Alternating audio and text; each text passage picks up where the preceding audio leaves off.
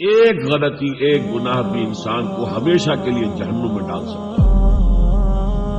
بلا من کسب سیئۃ واحاطت بہ خطیئتہ فاولئک اصحاب النار هم فیہا خالدون۔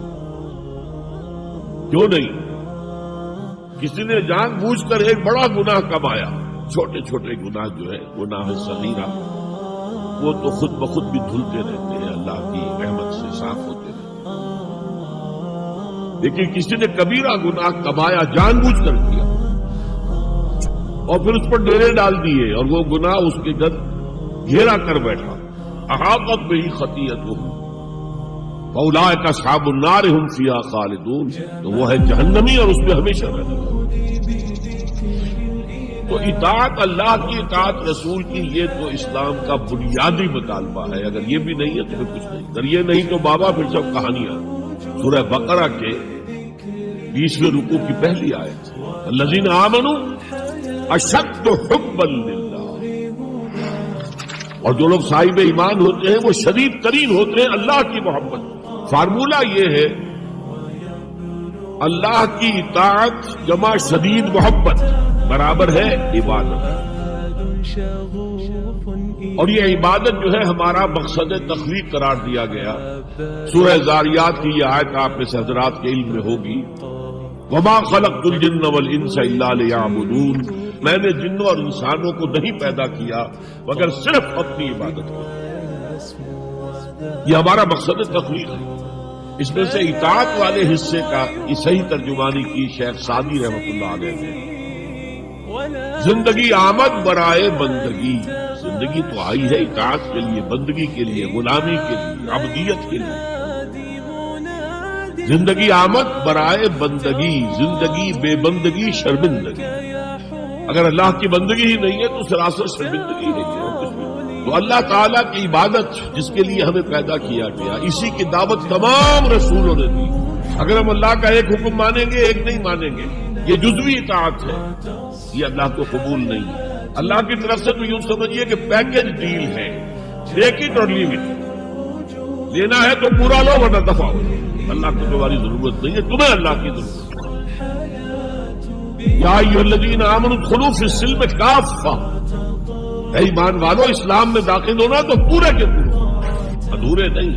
اور سورہ بقرہ کی آیت نمبر 85 کے اندر تو جو وعید آئی ہے، افتؤمنون ببعض الکتاب وتکفرون ببعض، کیا تم ہماری کتاب، ہماری شریعت کے کچھ حصے کو مانتے ہو اور کچھ کو رد کرتے ہو؟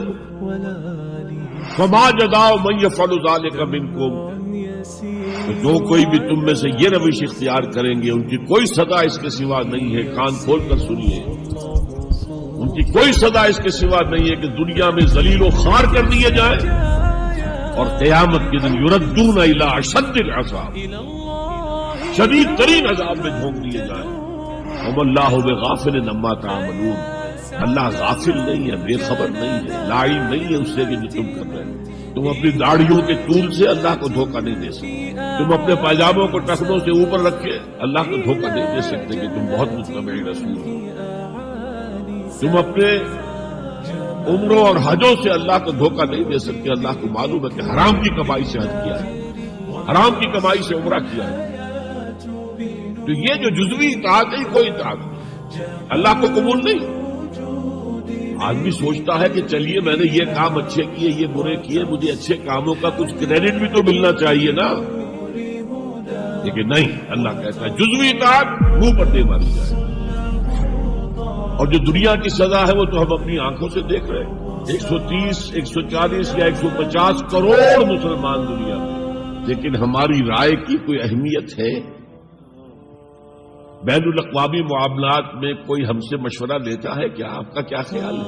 کس نمی پرست کے بھیا کیستی، ایسے بھی ملک سے کہنا چاہیے اب تو ان کا حال پتلا ہے، دولت کے انبار تھے ان کے پاس، لیکن ان کا مذاق اڑتا تھا مغربی ممالک، وہ چاہے سعودی بادشاہ ہو اور چاہے وہ UAE کے امیر ہو، مذاق ہی اڑتا تھا۔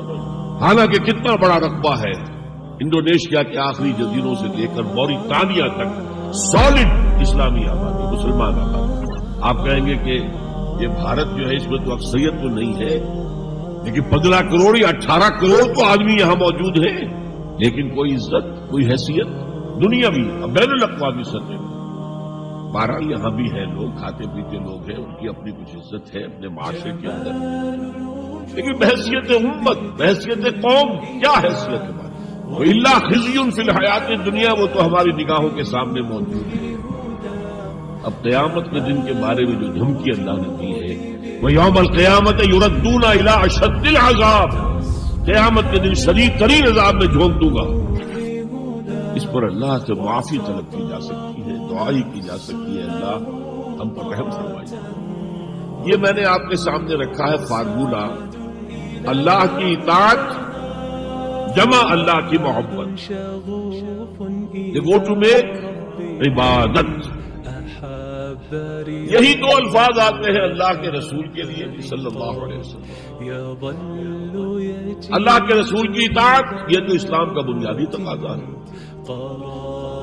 اطیعوا اللہ واطیعوا الرسول فإن تولوا فإن اللہ لا يحب الکافرین، اطاعت کرو اللہ کی، اطاعت کرو رسول کی۔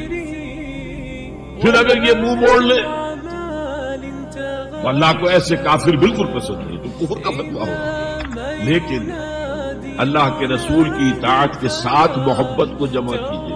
حضور نے فرمایا لا یؤمن احدکم حتی اکون احب الیہ من والدہ وولدہ والناس اجمعین، تم میں سے کوئی شخص مومن ہو ہی نہیں سکتا جب تک کہ میں اسے محبوب تر نہ ہو جاؤں، اپنے باپ سے، اپنے بیٹے سے اور تمام انسانوں سے۔ وہ اللہ کے رسول کی اطاعت جمع اس کی محبت۔ اس محبت کے ضمن میں ایک واقعہ یاد آیا جس سے اندازہ ہوگا کہ کس قدر اپنائیت تھی، کتنا قرب تھا حضور کے اور حضرت عمر فاروق رضی اللہ تعالیٰ عنہ کے مابین۔ ایک مرتبہ حضور دریافت کرتے ہیں حضرت عمر سے، عمر تمہیں مجھ سے کتنی محبت ہے؟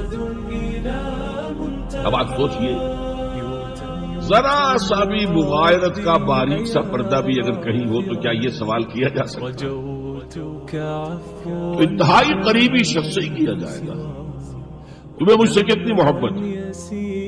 عرض کیا آپ مجھے دنیا کے ہر انسان سے بڑھ کر عزیز ہیں۔ فرمایا اور اپنی جان سے؟ اب ذرا سا توقف کیا حضرت عمر نے، الان ہاں اب میں یہ بھی کہتا ہوں کہ آپ مجھے میری جان سے زیادہ عزیز ہیں۔ تو حضور نے فرمایا اب آئے ہو مقام مطلوب پر۔ کوئی ایک صحابی بدو باہر سے آئے، ایک ہی دفعہ حضور کو دیکھا، حضور اس وقت اس حالت میں تھے کہ آپ کے بٹن جو ہے کھلے ہوئے تھے گریبان، انہوں نے پھر ساری عمر اپنے گریبان کے بٹن نہیں لگا۔ میں نے اللہ کے رسول کو اس حال میں دیکھا، میں تو ان کی پیروی کروں گا، حضور نے کوئی حکم تو نہیں دیا۔ تو یہ جو محبت، شدید محبت کے تحت جو بات آئے گی اس کا نام اتباع ہے، اور اس اتباع کا مقام کیا ہے؟ قُلْ إِن كُنتُمْ تُحِبُّونَ اللَّهَ فَاتَّبِعُونِي يُحْبِبْكُمُ اللَّهُ، اے نبی ان سے کہہ دیجئے اگر تم اللہ سے محبت کرتے ہو تو میرا اتباع کرو، میرے نقش قدم پر چلو، میری پیروی کرو، اللہ تم سے محبت کرے گا، تم اللہ کے محب نہیں محبوب بن جاؤ گے۔ اور اگر کہیں کوئی لغزش ہو گئی، کوئی خطا ہو گئی، کہیں جذبات کے رو میں بہہ کر کوئی گناہ کر بیٹھے تو اللہ معاف فرما دے گا، اللہ بڑا غفور ہے، اللہ بڑا رحیم۔ مطلب یہ کہ راستہ تم نے یہ طے کر لیا کہ چلنا مجھے محمد کے پیچھے ہے صلی اللہ علیہ وسلم۔ اب چلتے چلتے کبھی پاؤں پھسل گیا، کہیں گر گئے، کوئی بات نہیں، اٹھو فوراً توبہ کرو اور آگے بڑھو، لیکن نقش قدم جو ہے محمد کا صلی اللہ علیہ وسلم اس پر چلو۔